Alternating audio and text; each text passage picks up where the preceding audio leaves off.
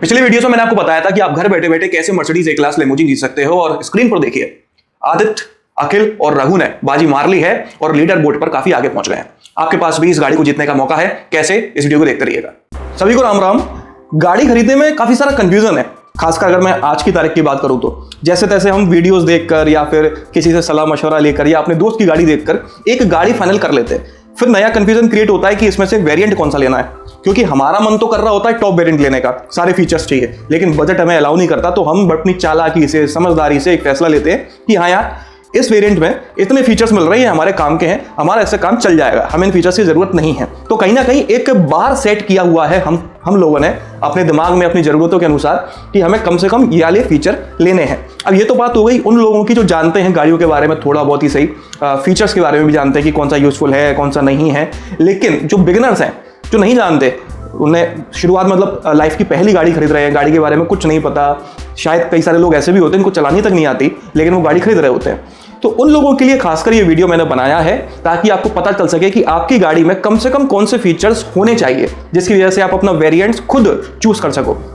आपको किसी की मदद लेने की जरूरत नहीं पड़ेगी अगर आप ये वीडियो कंप्लीट देख लेते हो। तो बात करते हैं आज के ज़माने की 2022 की। पहले की चीज़ें काफ़ी अलग थी। पहले तो एयर कंडीशनर भी टॉप वेरिएंट पे आया करता था, लेकिन अब चीज़ें बदल गई हैं, लोगों की ज़रूरत बदल गई हैं, ज़्यादा एडवांस हो गई हैं गाड़ियाँ। तो अब ये जो लिस्ट है ना मिनिमम फीचर्स वाली, वो भी अपग्रेड हो गई है। तो मेरे हिसाब से जो अपग्रेडेड लिस्ट है वो मैं आपको बता देता हूँ। लिस्ट शुरू करने के पहले मैं आपको बता दूं कि power Windows, air conditioner, central locking system, power and tilt steering, ये बिल्कुल बेसिक फीचर्स हैं। इनको इस लिस्ट में गिनना बेवकूफ़ी होगी, ये तो गाड़ी में होते ही होते हैं। एक जमाना था जब ये गाड़ी में फीचर्स टॉप वेरिएंट या सेकंड टॉप में मिलना शुरू होते थे, तो इनको मैं इंक्लूड नहीं कर रहा हूं। नहीं तो आप ये बोलो कि यार बेसिक में तो आपको ये भी बोलना चाहिए था, बेसिक में तो आपको टायर भी बोलने चाहिए थे, तो ऐसा नहीं है। बात करते हैं तो सबसे पहला जो काम का फीचर आपकी गाड़ी में होना चाहिए वो है हाइट एडजस्टेबल ड्राइवर सीट।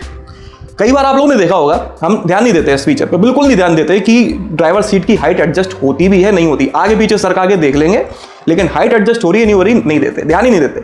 लेकिन जब बाद में जरूरत पड़ती है, क्योंकि आप ड्राइवर रखते हो या आप खुद चलाते हो या आपका कोई दूसरा फैमिली मेंबर चलाता है, जरूरत नहीं है सबकी हाइट अच्छी हो और सबको अच्छा तरह से व्यू दिख रहा हो। कई बार जरूरत पड़ जाती है सीट ऊपर करने की, तो उस कंडीशन में लोग क्या करते हैं, पिलो का यूज कर लेते हैं।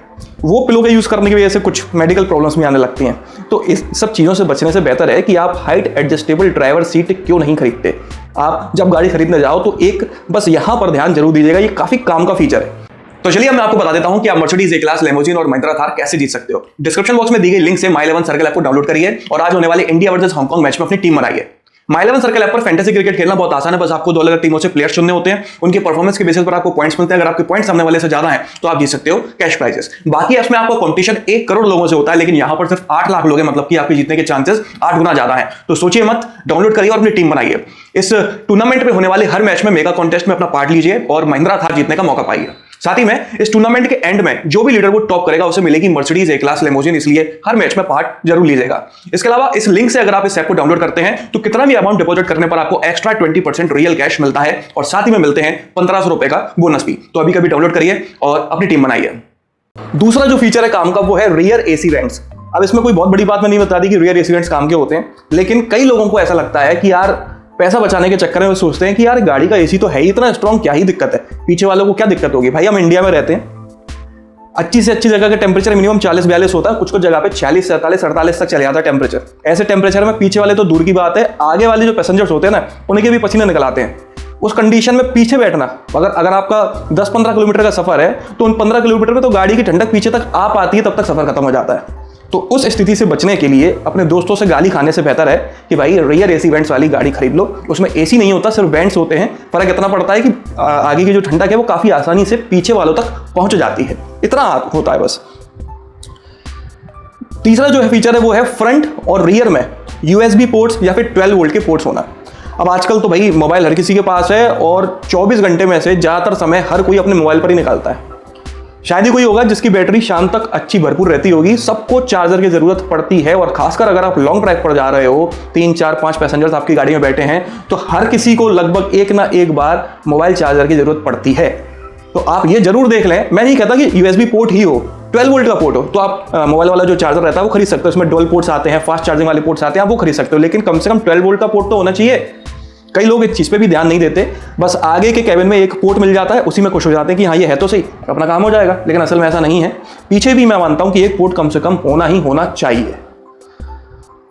रियर डिफॉगर, कई सारी गाड़ियां हैं जिसमें रियर डिफॉगर नहीं है, डिफॉगर आगे मिल जाता है। डिफॉगर आप समझते हैं, कभी कभी बरसात के मौसम में, ठंडों के मौसम में ऐसा हो जाता है कि गाड़ी की कांच के ऊपर फॉग जम जाता है, तो आप डिफॉगर का यूज करके गाड़ी का कांच जो है उसको साफ कर सकते हो, फॉग को हटा सकते हो। वही सेम फीचर पीछे के विंडशील्ड में भी दिया जाता है, जिससे रियर डिफॉगर बोलते हैं। तो ये फीचर काफी काम का होता है, क्योंकि आगे की विंडशील्ड तो चलो आपने मैनेज कर ली जो फ्रंट का डिफॉगर है उससे, लेकिन पीछे अभी भी सब ब्लॉक है, कुछ दिख ही नहीं रहा।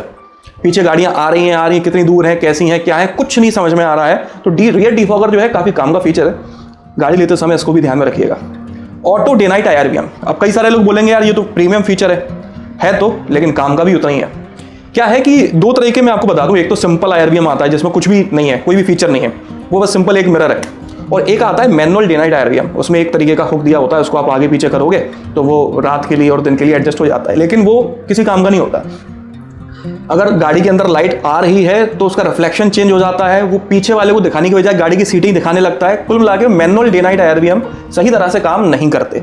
सही तरह से काम अगर आपको चाहिए तो वो ऑटो डे नाइट IRVM ही करता है, अच्छी क्वालिटी का, जो कंपनी वाले गाड़ियों में लगाकर देते हैं। तो ऑटो डे नाइट IRVM अगर आपको मिल रहा है तो आपको बिल्कुल प्रेफर करना चाहिए आंख बंद करके। मैनुअल डे नाइट IRVM मेरे हिसाब से उतने काम का बहुत कम काम का है इन फ्रंट ऑफ ऑटो। अगली जो फीचर है वो है एडजस्टेबल हेडरेस्ट। आमतौर पे आपने देखा होगा, मैं कम बजट की गाड़ियों की बात नहीं कर रहा, उसमें तो चारों सीट के जो हेडरेस्ट होते हैं वो फिक्स्ड होते हैं। मैं उन गाड़ियों की बात कर रहा हूँ जिसमें मतलब अगर हम 6-7 लाख से ऊपर की बात करें तो आगे की सीटों में एडजस्टेबल हेडरेस्ट दिए होते हैं और पीछे की सीट पर नहीं दिए होते हैं। जबकि पीछे सबसे ज्यादा जरूरत होती है, आगे वालों को फिर भी जरूरत नहीं होती एडजस्टेबल हेडरेस्ट की। हेडरेस्ट की जरूरत होती है लेकिन एडजस्टेबल की जरूरत नहीं होती। बहुत कम बार ऐसा होता है कि कोई लेट कर जा रहा होता है, ज्यादातर आगे वाले बैठने वाले स्ट्रेट बैठे होते हैं या फिर एक अलग पिलो लगाना पड़ता है उसको टच कर सके, सपोर्ट मिल सके। लेकिन पीछे वाले जो होते हैं उन्हें करने को कुछ होता तो है नहीं, बस बैठे रहो, डले रहो, लेटे रहो, तो कुछ तो सपोर्ट चाहिए। तो एडजस्टेबल हेडरेस्ट होता है तो अपने हिसाब से एडजस्ट कर लेते हैं और बढ़िया डल जाते हैं, आपका खून भी नहीं पिएंगे, दिमाग भी नहीं खाएंगे।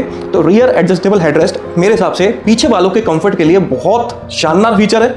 अगर मिल रहा है दबा के लो, मतलब पैसे दे के लो। इसके बाद अगला फीचर है कूल्ड ग्लव बॉक्स। ये फीचर एक टाइम पे उतना काम का लगता नहीं था। अच्छा, ये फीचर की खासियत ये है कि जरूरी नहीं है कि हर किसी गाड़ी का कूल्ड ग्लव बॉक्स अच्छी तरह से काम करता हो, कुछ गाड़ियों का सिर्फ नाम मात्र का होता है। ये डिपेंड करता है, अगर हम कम बजट की गाड़ियों में जाएं तो कूल्ड ग्लव बॉक्स होगा लेकिन काम नहीं कर रहा होगा ढंग से।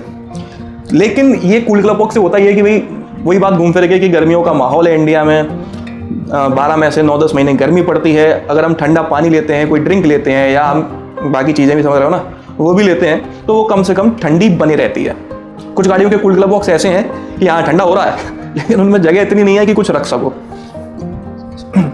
सब तरीके की चीज़ें हैं, सब तरीके की गाड़ियाँ हैं, तो कूल्ड ग्लव बॉक्स काम का फीचर है नो डाउट।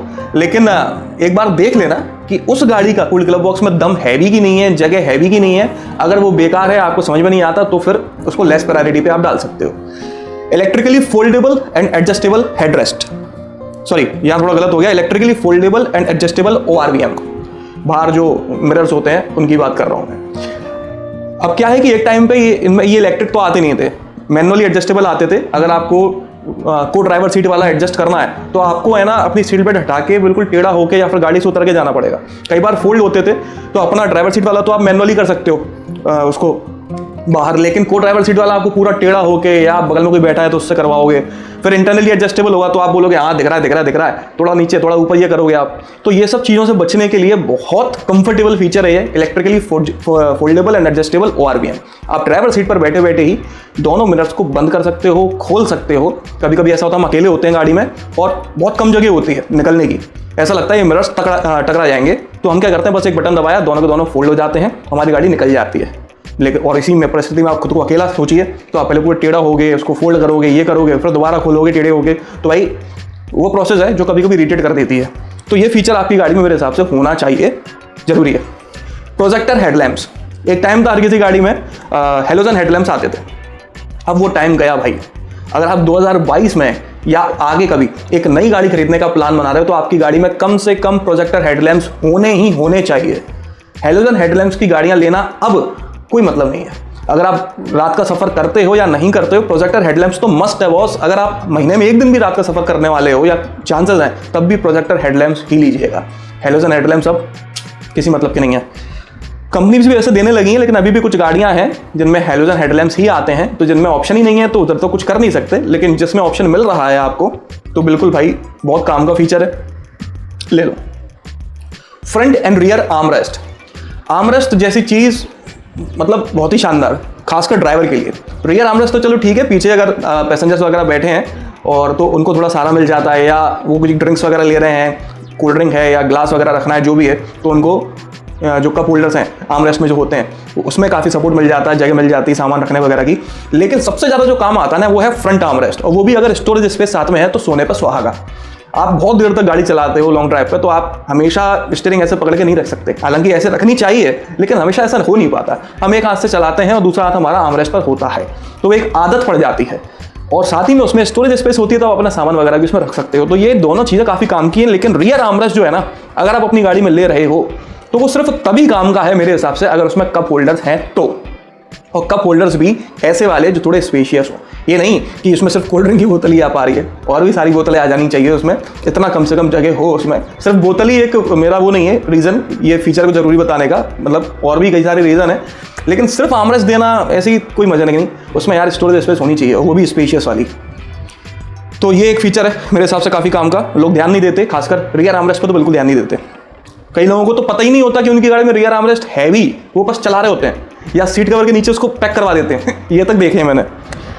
डिस्क्रिप्शन बॉक्स में दिए गए लिंक से My11 सर्कल ऐप को डाउनलोड करना मत भूलिएगा। आप जीत सकते हो महिंद्रा थार और 20% extra real cash. Leader board top करने पर आपको मिलेगी मर्सिडीज ए क्लास लिमोजिन।